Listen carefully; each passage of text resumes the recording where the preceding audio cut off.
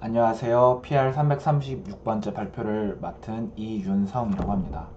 오늘 제가 소개해드릴 논문은 구글에서 나왔던 메타스토 레이블스라고 하는 페이퍼인데요. 이 페이퍼의 경우에는 그 CBPR 2021에 그 오럴 프레젠테이션으로 나왔던 페이퍼이고요. 그리고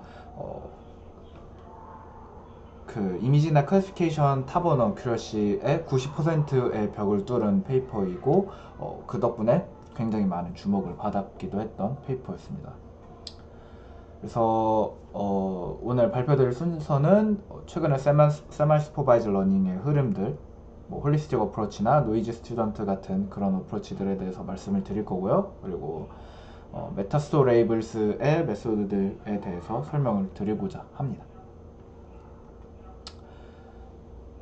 네. 그래서 세마이 슈퍼바이저 러닝의 메소드들은 크게 컨시스턴시 레귤라이제이션이나 수도 레이블 메소드들이 가장 주류를 잡고 있었었고요. 그 외에도 이런 얼레이블드 데이터를 다루는 데 있어서 빠질 수 없는 제너레이티브 모델 같은 방식들도 있었고요.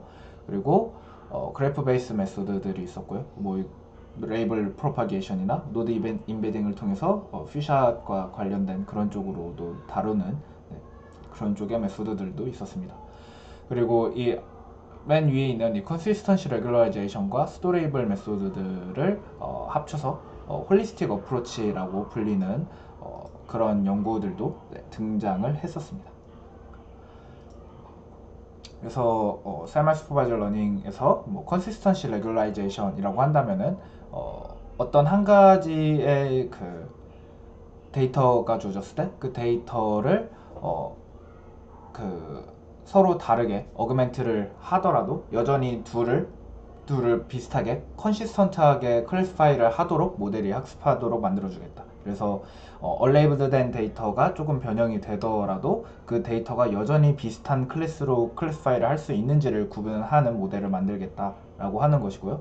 뭐 그런 과정에 있어서 아래의 피겨들의 느낌을 보시자면은 뭐 이 색칠이 되어 있는 부분들이 레이블드 데이터들이고, 그리고 색칠이 안 되어 있는 부분들이 얼레이블드 데이터, 그리고 이 데이터들의 모양이 클래스라고 보았을 때 이전에 그냥 이 레이블드된 데이터만으로 클래시피케이션을 학습을 시켰다면 뭐 이런 식의 디시전 바운더리가 형성이 되었을 거지만 얼레이블드된 데이터들에 있어서 어그멘트된 데이터들에 대해서도 비슷하게 레이블링이 되도록 컨시스턴트하게 모델을 학습을 시키게 된다면은 좀 더 이러한 디시전 바운더리가 넌리니어리티를 가지면서 좀 더 괜찮은 디시전 바운더리를 가질 수 있게 된다라는 그런 느낌에서 제안이 된 컨시스턴시 레귤라이제이션 기법입니다.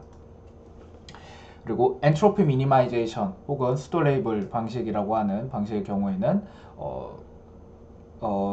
그 현재 내가 갖고 있는 얼레이블드 된 데이터들 중에서 레이블링을 통해서 학습이 된 모델이 임의의 그 레이블들을 부여를 하게 되고요. 또 이 레이블을 부여를 한 임의의 레이블들 중에서 적절한 컨피던스 스코어를 넘게 가진 그런 레이블들에게 수도 레이블을 부여를 하게 되고, 그 수도 레이블을 통해서 다시 또 모델을 학습시키고 거기서 다시 또 수도 레이블을 부여하고 그런 식으로 학습을 진행하게 되는 것이고요. 이 과정에 있어서 디시전 바운더리가 그려지는 형태가 이렇게 좀 더 데이터의 구분들이 분산이 되게 되는 형태인 엔트로피가 미니마이즈 되게 되는 형태로 학습을 시키기 때문에 엔트로피 미니마이제이션의 그러한 노션을 따왔고, 스토 레이블 방식이 이런 엔트로피 미니마이제이션 방식의 대표적인 형식입니다. 그리고 앞서 언급드렸던 이 수도 레이블 방식과 컨시스턴시 레귤라이제이션 방식을 둘 다 합치려고 했던 픽스 매치나 믹스 매치, 리믹스 매치 같은 그런 연구들이 있었고요. 저희 PR 237번째 발표나 뭐 그 이전에 또 세마이 슈퍼바이저 러닝과 관련됐었던 저희 PR12의 발표 내용들을 참고를 해주실 수 있습니다. 뭐 간단히 설명을 드리자면은 그 하나의 얼레이블드 된 이그젬플에서 한쪽은 약하게 한쪽은 강하게 어그멘트를 시키고, 이 약하게 어그멘트된 이 프리딕션에서 그 스레시홀딩을 통해서 수도 레이블을 부여하고 이 부여된 수도 레이블과 스트롱하게 어그멘트된 이 프리딕션 사이에서의 컨시스턴시를 레귤라이즈 하는 방법으로 학습해 나가는 것, 이게 홀리스틱 어프로치의 최근의 방식이라고 보시면 될 것 같습니다. 그리고 이 셀프 트레이닝 with 노이즈 스튜던트라고 하는 방식이 이 메타 수도 레이블 방식 이전에는 세마이 슈퍼바이즈 방식을 통해서 더 추가적인 데이터를 활용을 해서 이미지넷 타벗 어큐러시의 소타를 찍었었던 그런 모델이었었고요.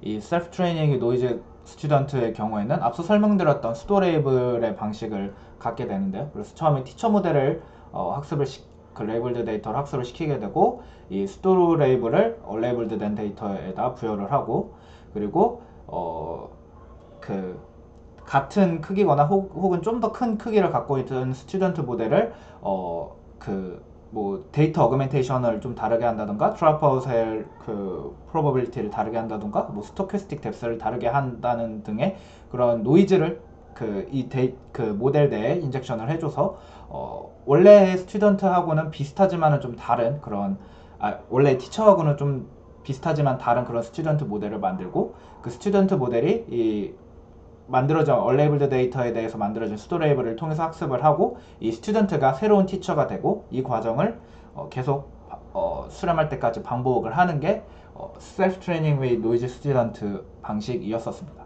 그래서 이 방식을 통해서 이전에 수도 레이블 방식이 이미지넷 타변 어큐러시에서 소타의 성능을 한번 보여준 적이 있었습니다.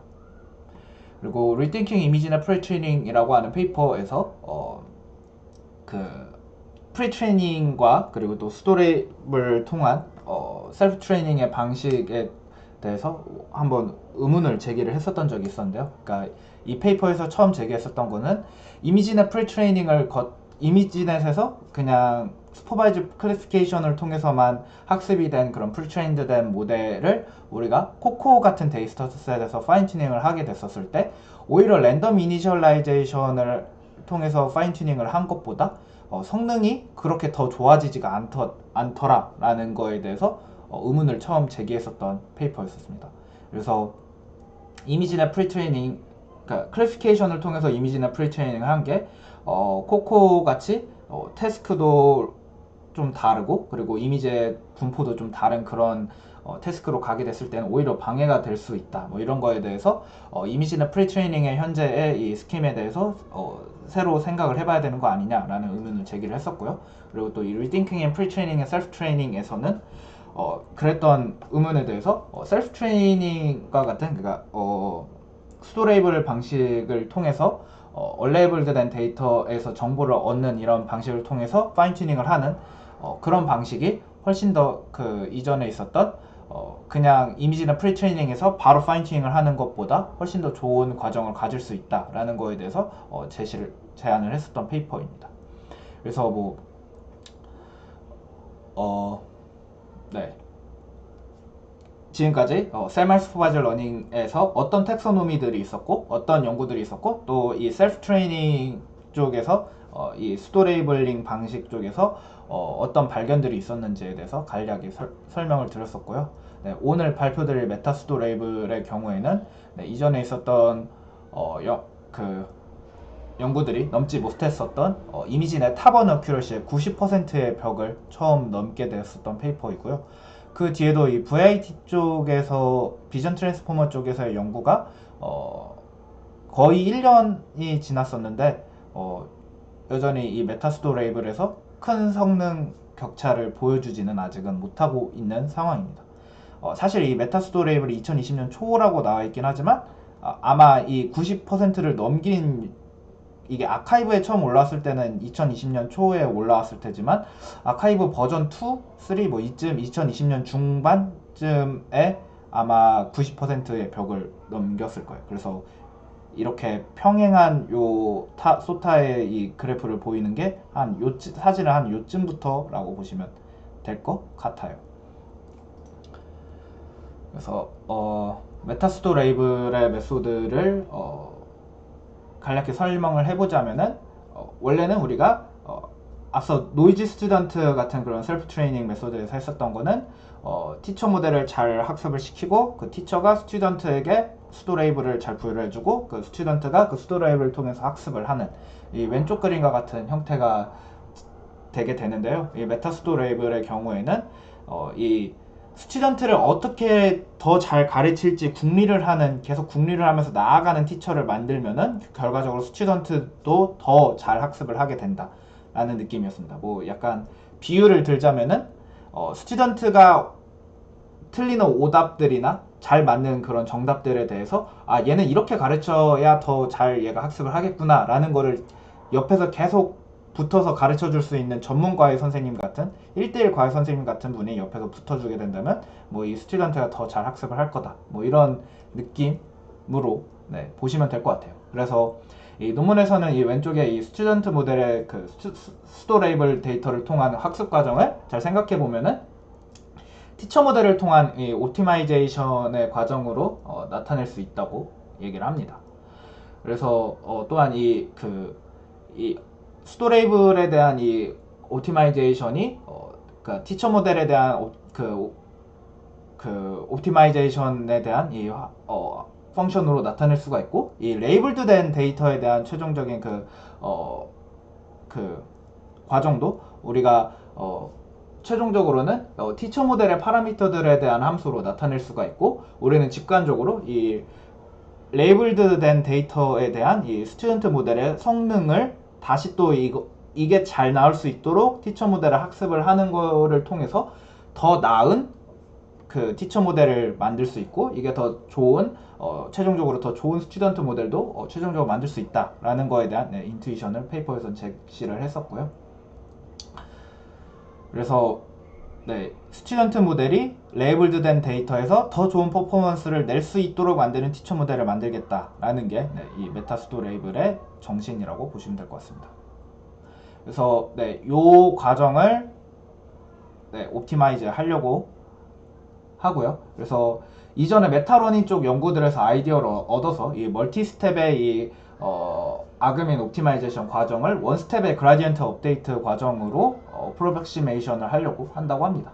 그래서 이 어프로렉시메이션을 2번 수식의 과정에다가 넣으면 이 3번 수식의 형태로서 나타낼 수가 있는데요. 이 3번 수식이 메타수도 레이블스의 그 티처 모델의 프랙티컬한 오브젝티브가 되게 되고요.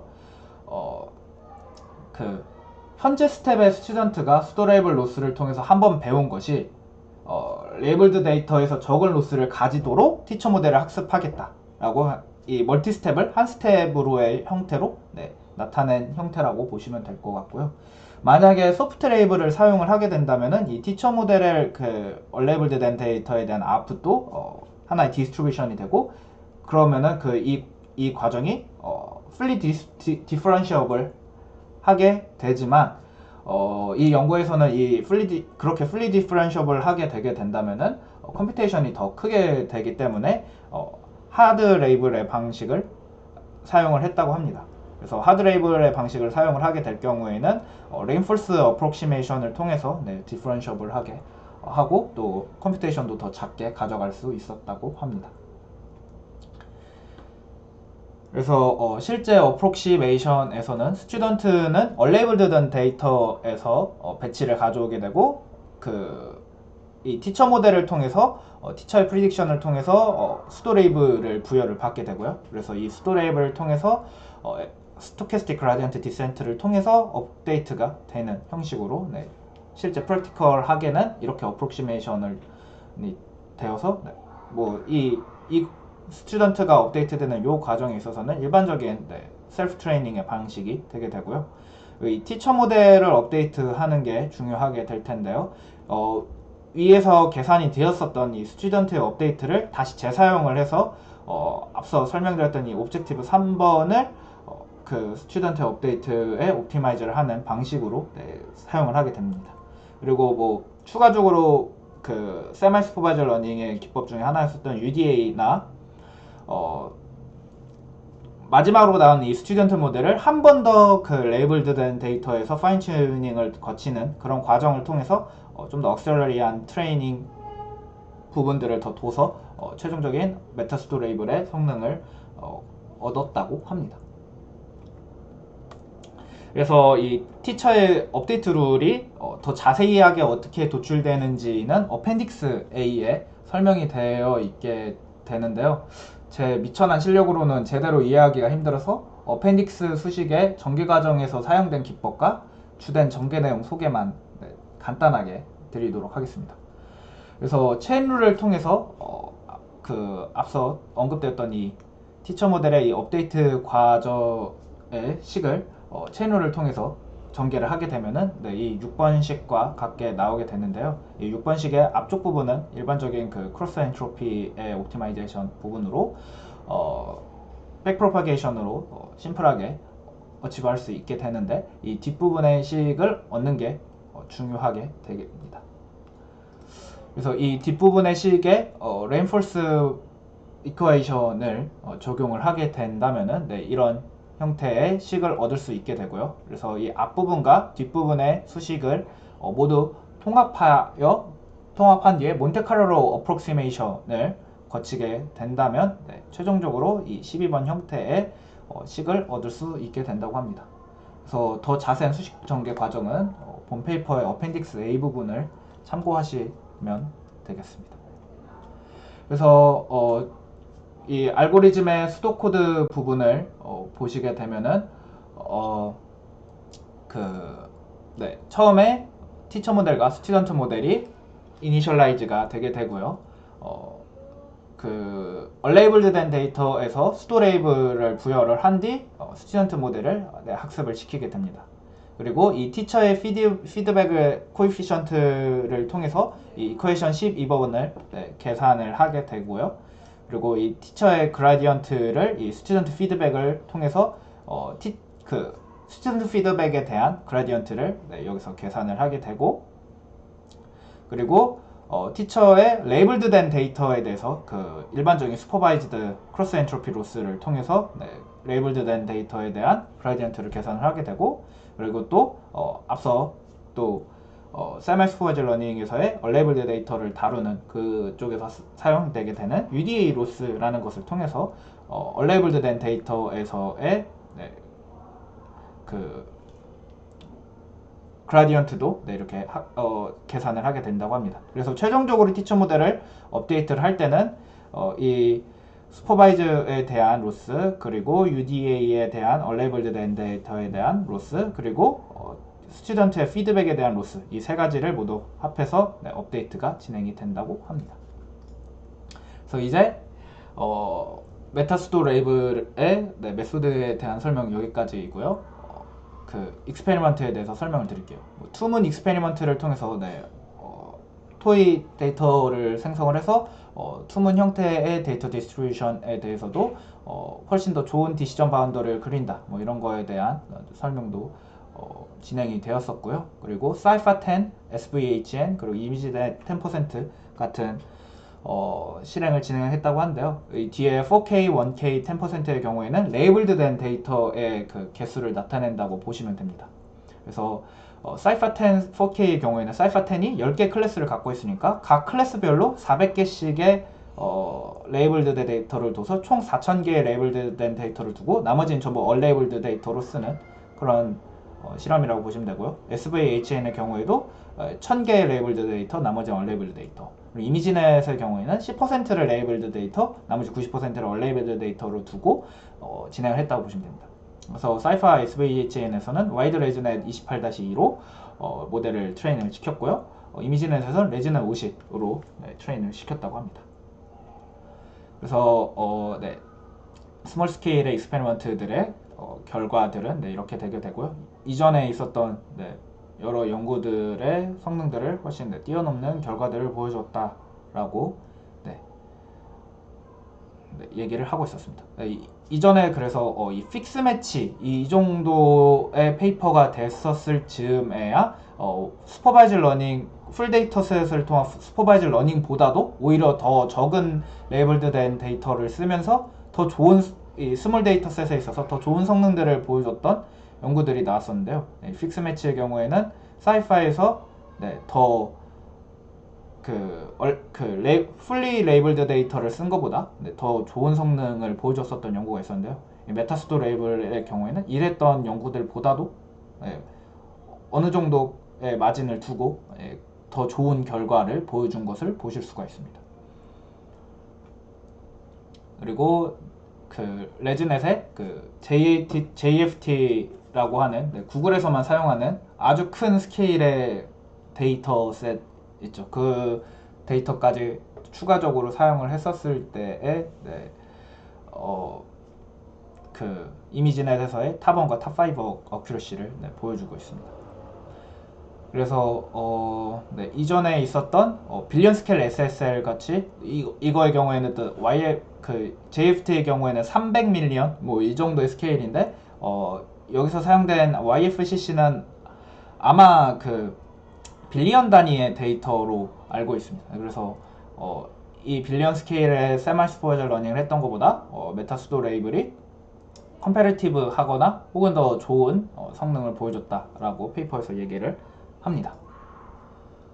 그래서 이미지나 어큐러시에서 더 최고의 성능을 내기 위해서 모델의 사이즈를 훨씬 키우고 JFT 300밀리언의 얼레이블드 된 데이터들을 추가적으로 엑스트라 데이터들을 더 때려놓고 앞서 언급드렸던 억실러리한 트레인 테크닉들을 더 열심히 정제를 해서 트레인을 시켰을 때의 성능은 이렇게 된다고 합니다. 그래서 이전에 마의 벽이었던 이미지넷의 탑1 어큐러시의 90%의 벽을 처음으로 뚫은 페이퍼가 되었습니다. 어블레이션 스터디의 경우인데요. 랜더 어그먼트나 그냥 슈퍼바이저 러닝과 비교를 했었을 때 더 적은 포션에서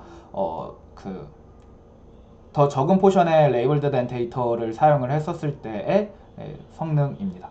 그래서 레이블된 데이터가 10%만 주어지더라도 슈퍼바이저 러닝이나 랜더 어그먼트를 통해서 한 학습보다 훨씬 더 높은 성능들을 보여준다고 합니다. 사실 근데 이거는 어떤 세미 슈퍼바이저 러닝이나 있는 조금은 당연한 어블레이션 스터디이기도 하죠.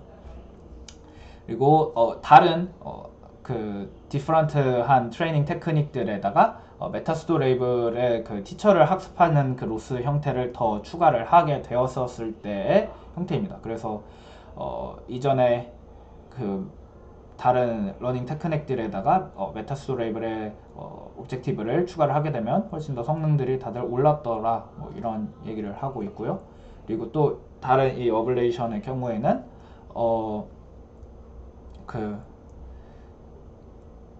트레이닝 프로그레스에서 있었던 트레이닝 어큐러시가 티처 모델과 스튜던트 모델이 어떻게 변하는가를 보여주고 있는데요.